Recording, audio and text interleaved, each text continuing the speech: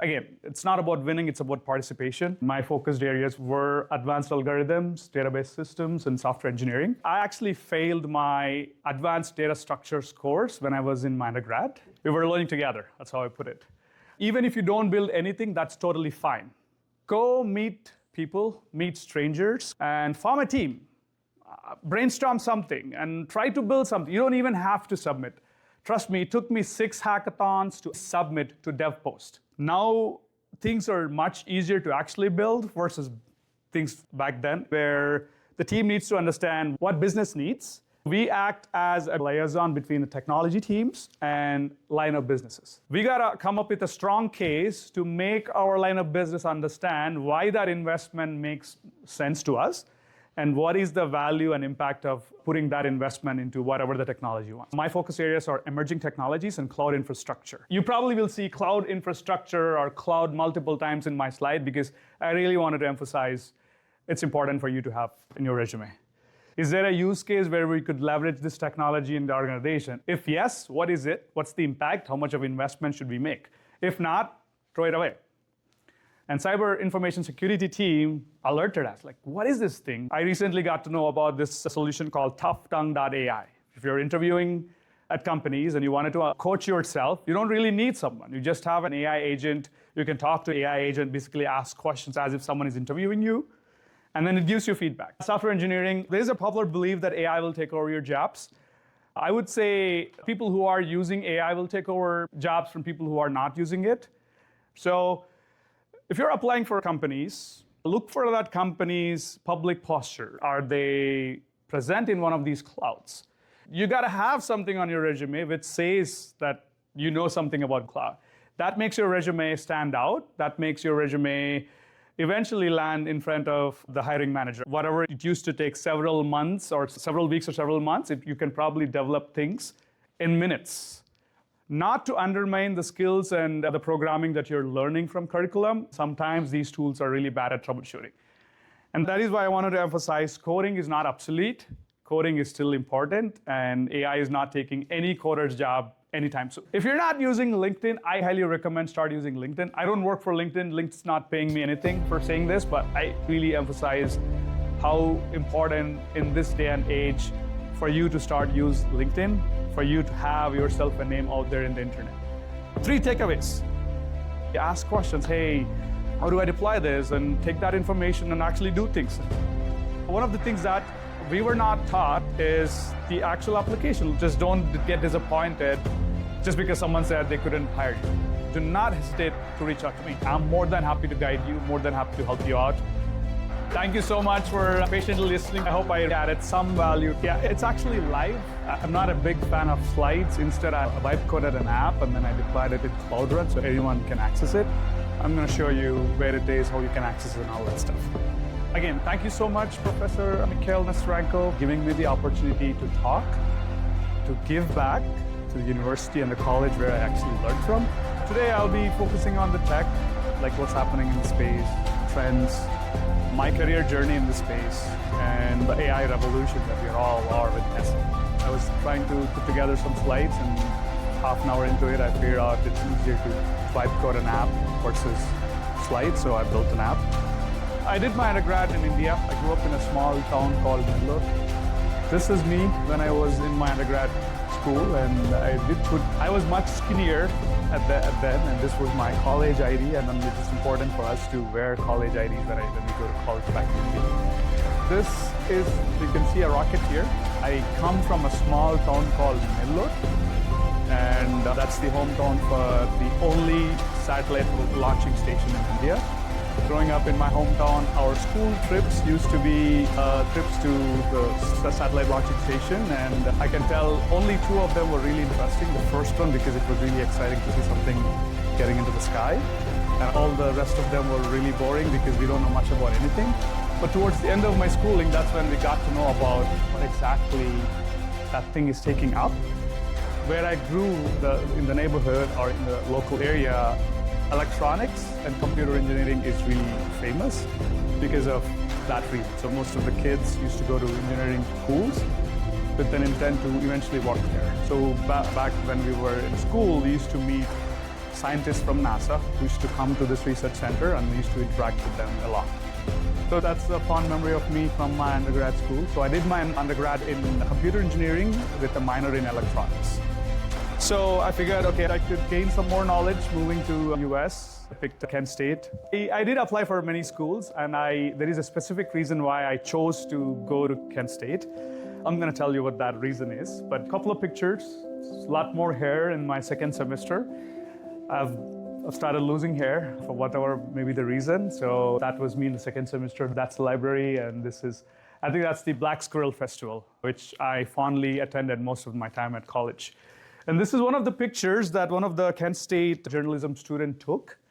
And this picture was featured at Kent State landing page for about 6 months at the time. And I'm going to give a gift card to one of you if you find where this picture is in the campus. There is a location in the campus where this picture is on the wall. So yeah, find it out, and I'll tell you the ways you can reach out to me, and then send me a picture, and then I'll give you a gift card. So I joined Kent State to pursue a master's in computer science. My focused areas were advanced algorithms, database systems, and software engineering.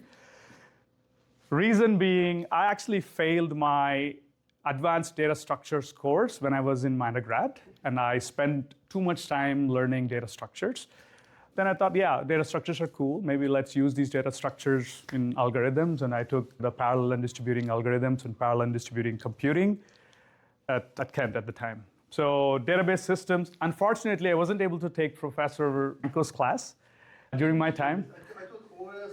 Yeah, you did taught OS, and probably I had a different class at the same time I wanted to take and I couldn't take. So one regret of my life is not able to take. So that's about me from grad school. The first job that I ever had is dining services. That's my first manager. His name is Eddie. He used to work at the Tri-Towers, Rosie's Diner. And that was my best time of my life. I used to enjoy working for dining services. My best shifts were late night shifts, especially on Thursday nights. That's the most fun night of the week. And I used to take the late night shifts, and I made the best friends. I used to flip burgers, learn a lot of discipline because you got to punch in, punch out if you work for dining services. So you got to be there on time to get the paycheck the right way you want it to. I got a job at Stewart's Hall. You guys know where this Stewart's Hall is? At the time, the information services is in Stewart's Hall. You got something? Yeah, there is still like IT services in Stewart Hall, but I don't think it's as active as it once was. Probably true, yeah. At the time, Kent State had a cross-platform mobile app. And I was a member of the team where we revamped the app. We leveraged OutSystems. And part with the bus service, I think it's still the same in campus, right? I was one of the team members where we implemented the tracking mechanism where students could track where exactly the part of services. Even during my undergrad, I never did an internship, never took any technical role. It was just a purely curriculum-based education. This is my first technical job and was very fulfilling. And then I got an opportunity to teach digital sciences in campus. The robotics lab, which we have in the second floor, used to be the Department of Digital Sciences. I was an instructor in the department. I taught digital sciences, web programming, and that specific course was a mix of digital sciences students and journalism students. They want to build an app, learn programming. That was really challenging for me because A, that was my second semester in campus. B, I was not really fluent in terms of explaining things. So it was me learning from them learning from me. We were learning together, that's how I put it. So the goal of that project is to build a website on Cuyahoga River. So Cuyahoga River, you guys know Cuyahoga River, right? It passes through Kent. Over the years, there was a lot of pollution that got into Cuyahoga rivers. There was fire in the history of Cuyahoga River. The goal of this project, this course, is to learn programming, at the same time capture the knowledge of the history of Cuyahoga River into web application. Then I got to know about hackathons. I really wanted to spend few minutes here. The first time that I got to know about HackSU is when I first registered. I was not even in the US at the time. I was in India. I registered for classes, and I was part of the group of CS grad group email, and I got to know that There is this group called Hackathon, and the team is welcoming applications for people who wants to attend Penn Apps. Penn Apps is the hackathon at University of Pennsylvania. It's an Ivy League school, and acceptance of even to hackathon is really prestigious. So I applied when I was in India, not knowing what exactly a hackathon is and what exactly Hackathon is. I obviously did not get accepted. The only thing you knew was about the University of Pennsylvania. University of Pennsylvania. I didn't even know that it's Ivy League. I know it's a good school, and I thought of applying. You said applying to school. You decided to apply to a hackathon there. Exactly. This is the roundabout Yeah. way. So I didn't get through it. This was my second time after coming to US and joining Hackathon, and these are the founders of Hackathon. If you guys know, this is Dan and this is Camden, and I don't think Dave is in this picture. This is Robin Bonatesta. She took over Hackathon, and that's when we got to know the whole hacking experience very well. This was right in front of the CS building at University of Pennsylvania just before, because we were so tired, we didn't sleep well for that hackathon. I don't remember if we won that hackathon, but again, it's not about winning, it's about participation. So this was just before we were waiting for the bus to pick us up to come back to Kent. I never stopped attending hackathon. I've still tried to do virtual hackathons. I think I've won about 10, 15 hackathons, and I have 10, 15 of these medals at my home. I've attended about 100 hackathons, including college hackathons, community hackathons, hackathons from local companies, KeyBank, which is where I work at. We do internal hackathons. I was actually the initial member of organizing hackathons. So I introduced the concept of hackathons to Rockwell Automation, which is in Cleveland. So I attended their hackathon, ended up winning their hackathon. If I were to give some credit to one thing which shaped my career, I would give to hackathons. Have you guys ever attended any hackathons? This is like Cool. about a third of the crowd. Cool. Yeah. It's absolutely fine if you did not go to any hackathon. Now is the time you can start going to hackathon. And even if you don't build anything, that's totally fine. Go meet people, meet strangers, and form a team. Brainstorm something and try to build something. You don't even have to submit. Trust me, it took me 6 hackathons to actually submit to DevPost. You guys know DevPost, right? Where you submit the end product. It took me 6 hackathons to actually understand what the culture of hackathons is. So go to hackathons, go to Hackathon, try to meet people, brainstorm some ideas, design, build. Now things are much easier to actually build versus things back then. Even for me to simply deploy a web service, it took probably 12 hours. Now you could do that in what, 5-6 minutes. I cannot emphasize enough about hackathons than anything else. I would give 49% of my credit to academics and 51% to hackathons for all the career success. I'm glad we got 51%, right? Why did I choose Kent State? Kent State is strategically placed in Northeast Ohio. There are really good tech companies. KeyBank is one, Progressive Insurance is one, Highland is one. There are small startups as well, but there are not many universities that offer computer science. Well, Kent State is one, Cleveland State is another one. It's a beautiful campus. Who doesn't love Kent State? 1 hour before the submission date, that's when I actually saw an email from Marcy Curtis. She was the coordinator about internships at KeyBank, and I applied for internships at KeyBank, and lucky enough, I got a call. I did 6 rounds of interview, and finally I got a job, and I landed as a software engineering intern at KeyBank. I'm not sure not many people know, this was a summer internship, and right after my summer internship, I applied for an extension. They call it co-op.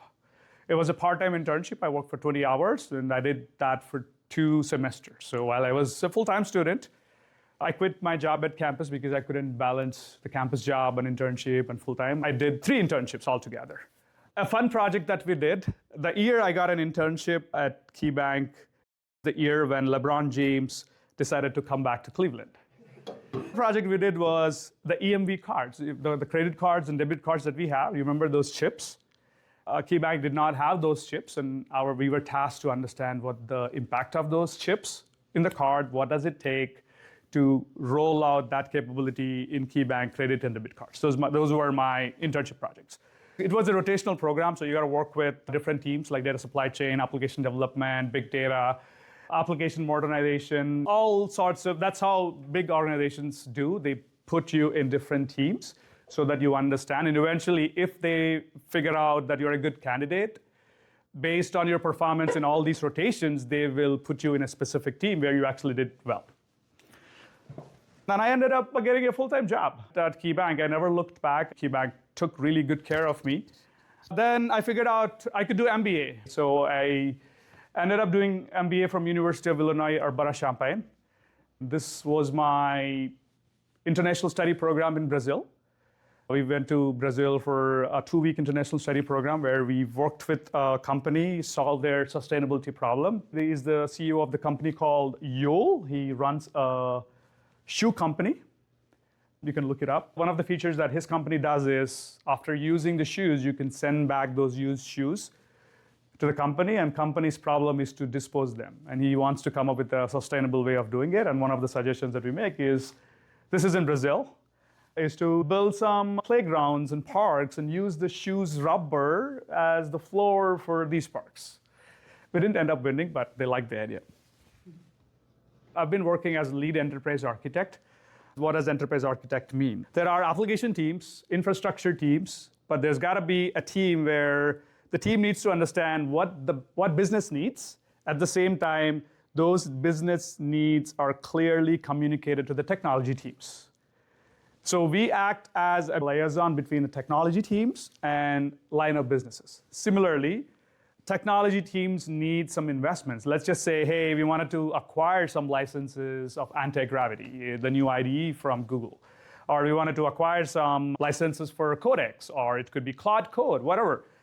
We gotta come up with a strong case to make our line of business understand why that investment makes sense to us, and what is the value and impact of putting that investment into whatever the technology wants. So we act as the liaison between these two teams. My focus areas are emerging technologies and cloud infrastructure. Just a quick question. How many developers do you guys have in total? We have about 3,000 to 4,000 developers. 4,000. Yeah, developers, engineers, platform engineers, full stack, front end, back end, database. Are you guys aware of cloud infrastructure like Amazon Web Services, Google Cloud? I think one of the things that I would say to have yourself in your resume is to put these things in your resume for you to get picked up. It is absolutely important to have it on your resume because organizations want someone who has this experiences versus bringing them and teaching and training them. You probably will see cloud infrastructure or cloud multiple times in my slide because I really wanted to emphasize it's important for you to have in your resume. Were you guys paying attention during the crypto boom, like NFTs and blockchain? Being a financial institution, it's always on us to figure out whether a thing is good for the company or not. Hey, Azim, go figure it out. Come up with a case where this is a good thing or a bad thing.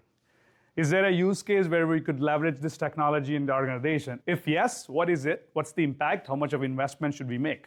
If not, throw it away. So blockchain, generative AI, machine learning, these were all the things that were initially thrown at us as enterprise architects. So we do surface level research, we come up with a business case, and then we hand it over to the dedicated team, and where they will take it away eventually. I also run Tech Talks. This is one of the Tech Talks in KeyBank.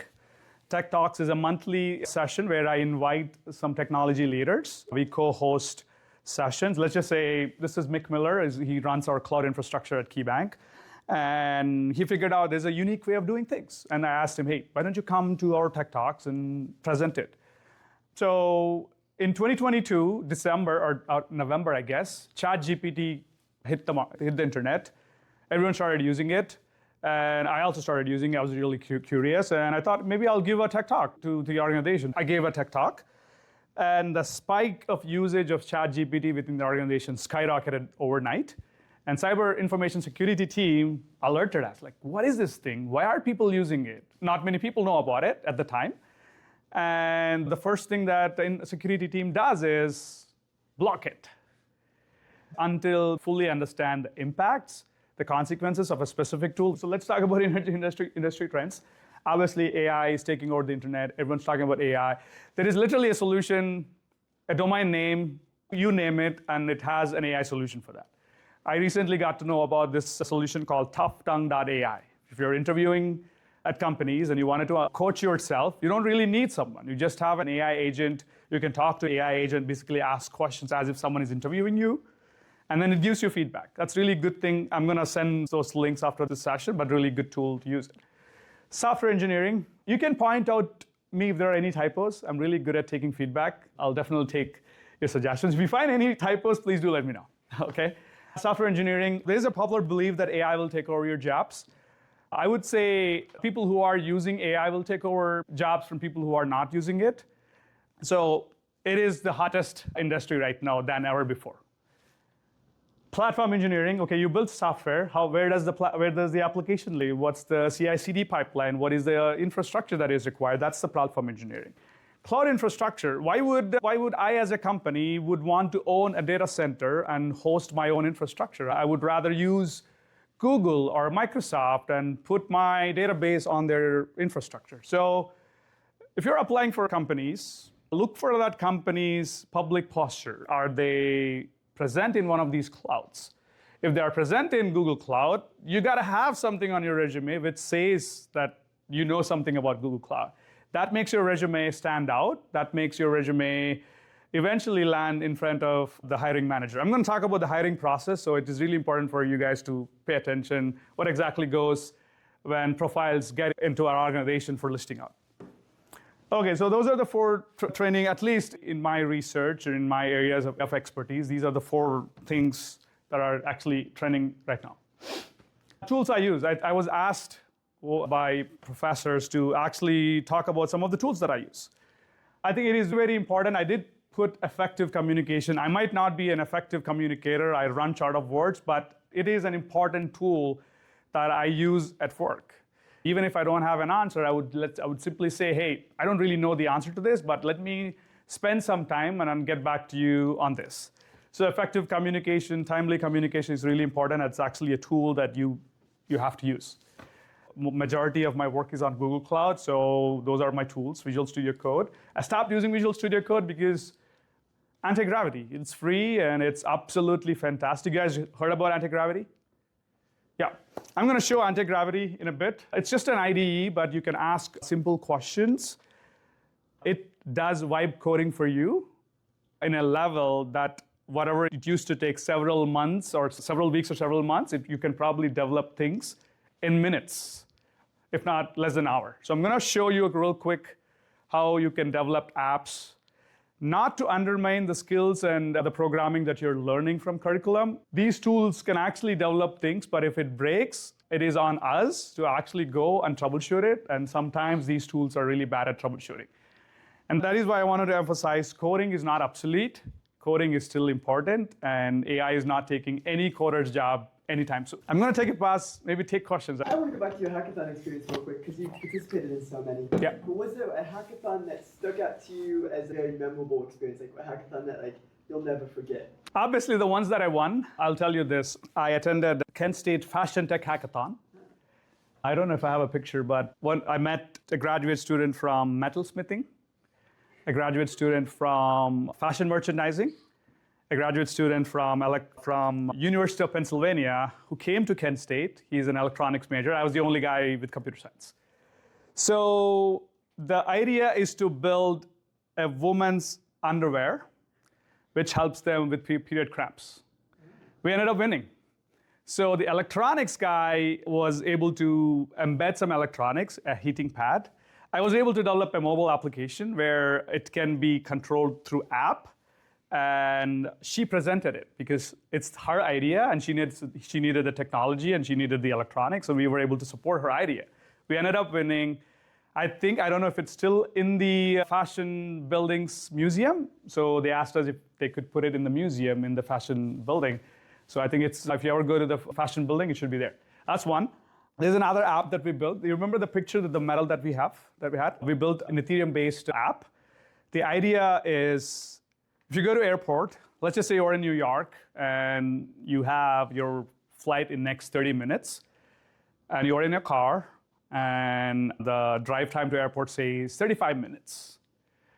Let's just imagine if your car can communicate car in front of you and say, hey, I'm going to give you some tokens. I'm going to pay you in Ethereum. Please give me away. So that's the simple idea. We implemented that idea using Ethereum blockchain, and we ended up winning. So those are the two cool ideas or cool hackathons that I really remember. Any questions, please? Go on. I guess, is there anything that you've developed in your personal time Great. that you like? Great question. I was at Google headquarters last November. I'm a member of Google Compute Council. They actually recorded an interview of me, which they will be releasing soon as their official marketing material. I'm going to play that video eventually. That's when I got to know about Antigravity. It is just three to 4 months old tool, okay? I got early access to this tool. I figured this is just insane. And I actually stopped coding a while ago, and this made me to come back and actually start writing code. So during holiday, I built 2 apps. One app is called Snapstock. Another one is Lamp and Quill. I figured out, let's just create an inventory like a Google Drive or Google Photos for all physical objects.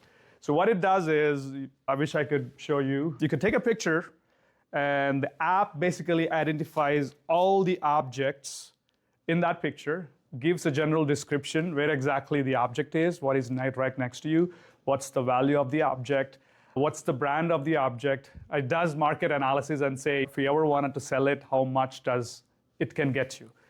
So that's the app that I built. I wish it loads. I don't know, for some reason, it's not loading.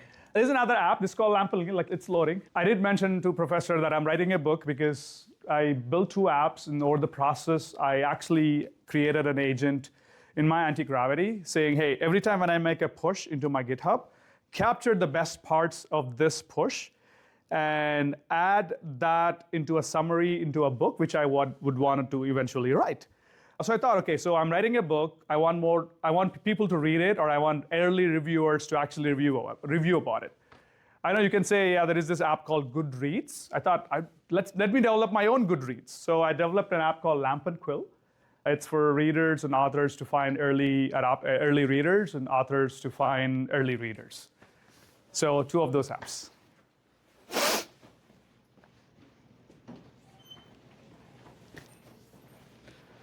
I think I want to spend some time here. Tools I use outside of work. LinkedIn, YouTube, Antigravity. Let's not talk about Antigravity. I've spoken enough about it. These are the most important tools that you could start using. Do you guys all use Snapchat? TikTok? Yeah, okay. Some form of social media. Who don't use LinkedIn here? Everyone uses LinkedIn? Okay. If you're not using LinkedIn, I highly recommend start using LinkedIn. I don't work for LinkedIn. LinkedIn's not paying me anything for saying this, but I really emphasize how important in this day and age for you to start use LinkedIn, for you to have yourself a name out there in the internet. So I do YouTube because whenever I try to find some solutions out there on internet, if I couldn't find, I try to figure a solution, and then I just create a video. I have a YouTube channel where I have technical videos that I record myself, and then I'll just post it on YouTube. Last year, 2025, I have 10,000 watch hours. Like, people literally spend 10,000. I'm not Mr. Beast, of course. I'm not any YouTube superstar. I'm just a guy who's doing some YouTubing because I figured out I could add some value to the world where people can benefit. It's really good to see people commenting out saying that video really helped them solve a problem. There's a benefit to it. When you apply for jobs, when you say that you have a YouTube channel or you have a really good LinkedIn profile, it adds a lot of credibility, right? Now, this is the time where I need to talk about hiring process. So let's just say I want to hire someone, right? I want someone who understands Google Cloud, someone who can write code. And I'll tell my recruiter, say, hey, go find out people who have skill sets of these 3 things: Google Cloud, front-end development, database administration. Recruiter, they don't really know what exactly Google Cloud is. They just take the key phrases and they look out their internet and find some profiles. And obviously, there will be a ton of profiles. And then I, as a hiring manager, when I look at these profiles, I look at the name. I'll probably have 50, 60, 62 resumes in front of me, so I wouldn't have time to read through and spend time on it. I'll find the name. I'll see if they have LinkedIn. I'll see if they have GitHub. I'll see if they have any online presence. That makes me a good validation to sort or filter out some of these candidates. So it's really important because hiring managers are looking for you in the internet if you really have a good presence. Do you really have any Git pushes on your GitHub? Your GitHub profile link is important to be added. We are all CS students. We write code. We learn stuff. We learn technology. So it's important to have your GitHub profile in your resume. LinkedIn, every small thing you learn, let's just say operating systems. Professor taught a good topic and you learned about a topic and you did an assignment or you got to know about a new piece of information. Put it out there in the LinkedIn. Say, hey, you know what? I got to know about this new cool thing I learned and I implemented it. So write a small post or record a small video, upload it on LinkedIn. This way, the algorithm works in your favor because your profile is then put in front of recruiters versus you reaching out to them. So eventually, when the algorithm, when you continue to do it, you will get more calls from recruiters versus you reaching out to them. So it's the opposite. So you trick the algorithm versus recruiters tricking you. So I highly recommend start using LinkedIn. YouTube is optional. I don't know, not many people will have time to actually record sessions, but yeah, if you have, you can. But that's the reason I put LinkedIn as #1 tool that I use outside because I still actively post on LinkedIn. I make connections because you never know. There's a famous saying from Steve Jobs in his Harvard commencement. He says, you can never connect the dots looking forward. You can always connect dots looking backward. I learned MongoDB from Professor Gregory DeLozer when I was in college, 10 years ago. 2 years ago, KeyBank decided to start using MongoDB. They asked me, you guys ever used MongoDB? I raised my hand because I know MongoDB. I learned 10 years ago. I might not be an expert, but I know the crux. I know it's a NoSQL database. I know it is used for specific reasons. So that actually helped me. So yeah, start using these platforms, start posting things, and put your name out there. Yeah, activities I do outside of work. I did say I run a YouTube channel. And I do record podcasts. I have about 16 episodes so far. This is director of product at Google, and he's the guy behind Antigravity. He's a brainchild of, he used to be the director of GitHub. He used to work for Microsoft, and then Google hired him. I have a podcast series on my YouTube channel. That's what I do outside of work. And again, I continue to do hackathons. This is from, I think this is from University of Michigan, Ann Arbor. And I do travel. This is from Iceland. Okay, 3 takeaways. There's a lot of expectations from computer science students. Back in days when I was in college, we couldn't balance enough with learning from college versus applying the stuff that we learned from college. Now, you are expected to have applied use cases on your resume. But the good news is you have more power now than before because it's really easy for you to apply the concepts that we learned from college, leveraging AI. And the expectation here is you might be an expert in one, but the expectation there is you have to be a jack of all trades. You can have one expertise, but you should have bare minimum knowledge on all things within the area where you want it to work. Let's just say you want to work in software engineering. You got to know what a database is. You got to know what a front end is, how to write APIs, how to use Postman, how to deploy the app into actual production level setup, like how to deploy in cloud. That's something it's required in your resume. The good news is start using Gemini, start using ChatGPT, ask questions. Hey, how do I deploy this? And take that information and actually do things.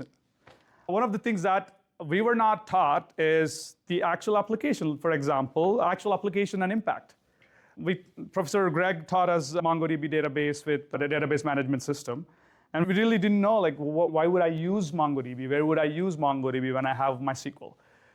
At the time, we used to go to, professor used to tell us. Now you could go to ChatGPT and say, hey, I'm taking this course. MongoDB is being taught in the course. What is the impact of me learning MongoDB? Where exactly this helps? What are some of the events in the tech history where MongoDB was so crucial and why is it so important? That gives you enough motivation to know why that is important, and you probably put more effort and time in learning it. I did talk about visibility. Like I look up for people when they apply for jobs, like what's their online presence? When I say online presence, I'm not looking at their Facebook or Instagram. I'm looking for the technical side of it, right? Are they like pushing code? Or are they doing things outside of their curriculum? That's important, that most hiring managers would look at. Connections. Obviously, you work for a company, 10 years, I work for KeyBank. Just imagine if KeyBank is removed from the equation. What is me? What is Azim Sheikh? The only thing that's left is connections, right? I have about 18 people less for 4,000 connections on LinkedIn. If something happens, and let's just say I have to move to some different country or some different location, I do have connections now. I can tap into my connections and say, hey, I need help. Similarly, we are Kent State. You could reach out to me directly, say, hey, we both are from Kent State. I'm looking for an opportunity. Would you be able to guide me? I have a resume built. Would you be able to take a look at it? Can you give me some feedback? This is what connections do. It is really important to have those connections, professional connections, and LinkedIn is a place where you can get those connections. Example, I'll say this. Let's just say you're trying to apply for Google. Those 3 individuals who started Hackathon, all those 3 gentlemen got placed in top 5 companies like Apple, Microsoft, Amazon. There were times when I was planning on applying for Amazon, I pinged Dan. Hey, Dan, I'm planning on applying for Amazon. Can you give me some intel? We jumped into a call. He walked me through the process. He helped me understand what exactly the procedure and process looks like. That's the value of connection. That's the power of staying in touch with your alumni. I'm active on LinkedIn. I have a YouTube channel. So if you have any questions, anytime, just say, hey, Azim, I was sitting in the lecture. Although it was boring, but I felt some of the parts were really interesting. I really need some help. I need you to look at my resume. I found there's a position in KeyBank, and I really wanted to know what exactly the culture of KeyBank is, and what are the technologies that you guys use. You could ping me, and then I'm more than happy to jump into a call and help you understand and show you the direction. Instead of throwing a stone in the dark, you probably will have a better shot if you know what exactly it goes in a hiring process. Yeah, you can scan and you can find me, and that's all. I'm here for questions. So, Azim, I want to get an internship at KeyBank. How do I do about it? Great question. I went through the same process. So, majority of companies hire during November, December timeline for summer internships. Some companies do start hiring during January and February as well. Depending upon the size of the company, the time it takes to interview you and start your internship. If the company is bigger, they have lots of due diligence that they do to actually hire you. So start applying for all the companies and make sure you have a resume tailored to each of those companies. You cannot have single resume and use that resume shooting shots at every other company. You got to look at the company's profiles, what company uses, what tech stack. How do I tailor my resume to KeyBank? Yeah, KeyBank uses Google Cloud. Okay, heavily invested. Yeah, go on. But how do I find out? So somehow Google Cloud, okay. How do you find out KeyBank has internships? Right, now how do I guess I kind of sense that. But how do I know, how do I tailor it to a particular company? Say to Google Cloud, to KeyBank. Some snooping, right? Absolutely, no, that's a great question that everyone should ask, right? Today, you could go to Google and ask, hey, what is the tech stack that KeyBank uses? As simple as it is. What is the tech stack? Where do they host their services? What is the type of databases that they use? Majority of the companies basically tell out in the public that what exactly that they use in their organization. I'm telling you that KeyBank uses Google Cloud. So if you really want to work for Google, KeyBank, sorry. If you really want to work for Progressive, look for that company in Google or Gemini or ChatGPT and ask, hey, what exactly this company use? And list out those things. You probably know half of them by that time. If you don't know the other half of it, start learning the 101s of those technologies and add them into your resume. You don't have to be perfect. You don't have to be an expert in it. It's important you at least know some of it. And that some of it is enough to crack a job. So basically, if I were to get a position, to get a shot at, by the way, you guys, what is your percentage of hiring interns? Because Progressive was proud they get thousands and they hire 60. How many do you get? I think we have about 50 to 60 interns every year. On how many applications? I don't know the count. They probably get a couple of hundreds, maybe. All right, okay. Progressive is, yeah.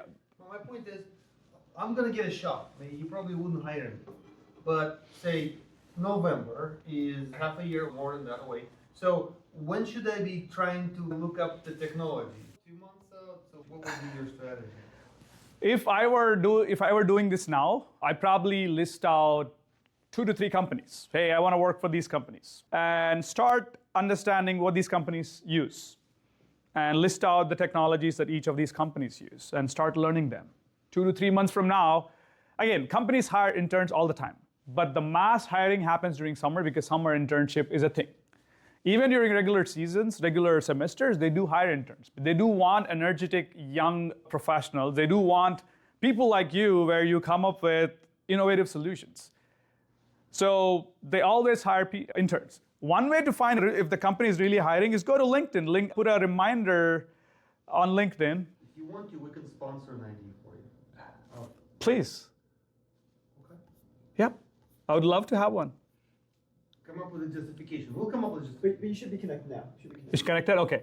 Let me show you. Okay, so if you go to jobs in LinkedIn,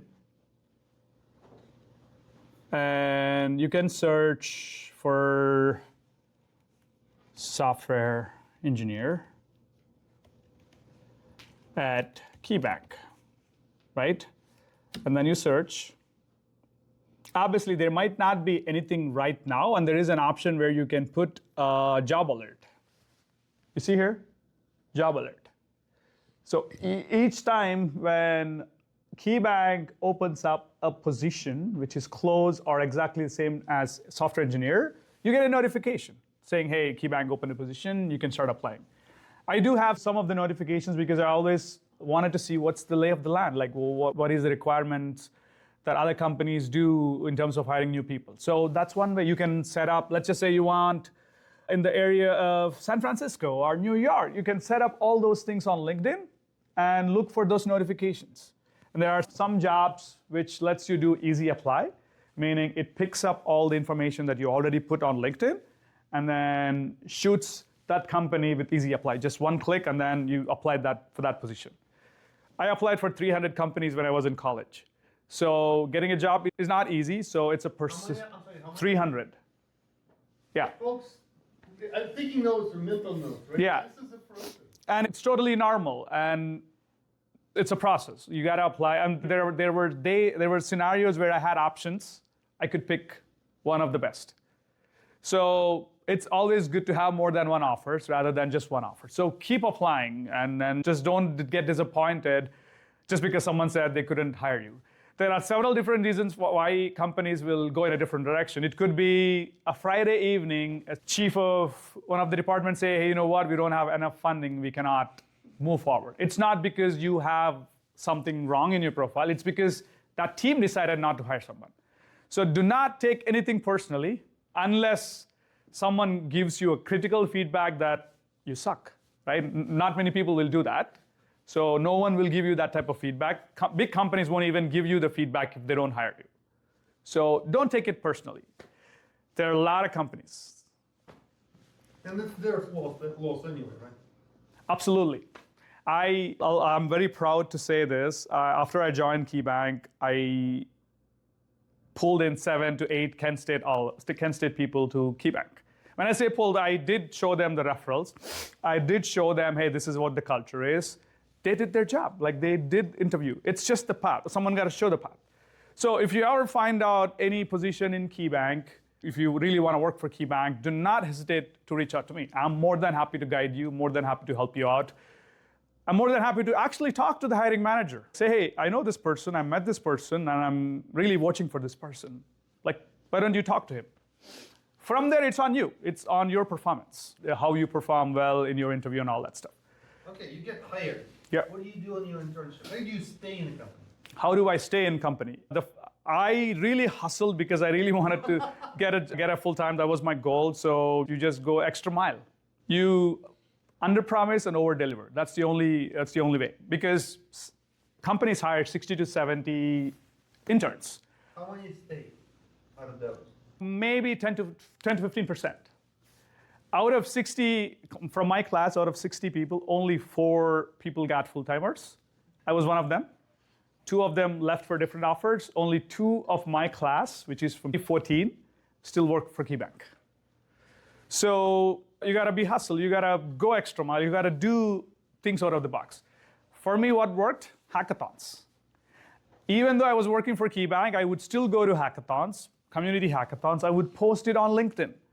My manager would see on a Monday morning, hey, Azim, I saw you were at a hackathon, or a Monday, I saw you posted something. Can you? There's a deadline, and Azim was there having fun in hackathon. Okay. I'm really fortunate I did not run into any manager or anyone at my work who compared my whatever I do externally with correlating with the work at work. And there are some people who actually does that. I really hope you don't run into such people. But yeah, that helped me. He asked me, there was this one hackathon. I actually drove all the way to University of Pennsylvania, and I did a hackathon. I rented a car, and I went to a hackathon, and I came back, and Monday morning I actually posted about my experience. My senior manager asked me, I saw you were out of town. What did you do? And I showed him, this is what I built. And there's always a way you find out people working in a different company. Let's just say Google, right? I know quite a few people in Google. So you want to work for Google, and you look for a job in Google. I think one of the founders wound up at Hackster wound up working for Google, I think. Probably, yeah. One of them wound up working for Amazon, I think. One for Google. Let's just say Deloitte, right? I want to work for Deloitte, just for the sake of discussion. I now know 8 connections who work there. If I were to like apply for Deloitte, I would look into these 8 connections. Hey, I'm looking for these jobs. I want some intel. I want some guidance. I'll talk to them. In some cases, there might be a third connection. It might not be a direct connection.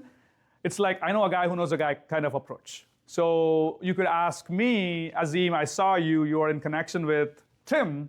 Why don't you set me up a time with Tim? I wanted to understand a little bit about Deloitte.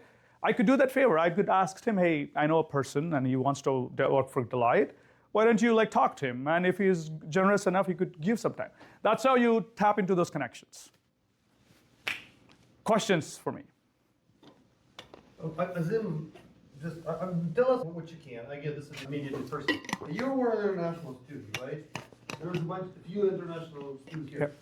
What was your visa issue? So did you get your work visa out of KeyBank, or Great question. did you get a green card? When I was interviewing for internship, there were no questions about H-1B or visa. It was because interns, they only last for a few months. Lucky enough, I was offered a full time, but they said for the past 17 years, we did not do any visa sponsorships. But manager is really watching for you. There's always a way, if you are really good at something, rules and policies can be bent based on your performance. So you can make things happen. You exhausted us, and we exhausted you. Thank you so much for that. Hope this will not. Thank you. Thank you so much for patiently listening to my blabber. Thank you. I hope I really added some value, if not a little more value, but yeah. And hopefully we'll invite you over again when you have free time. Absolutely, yeah.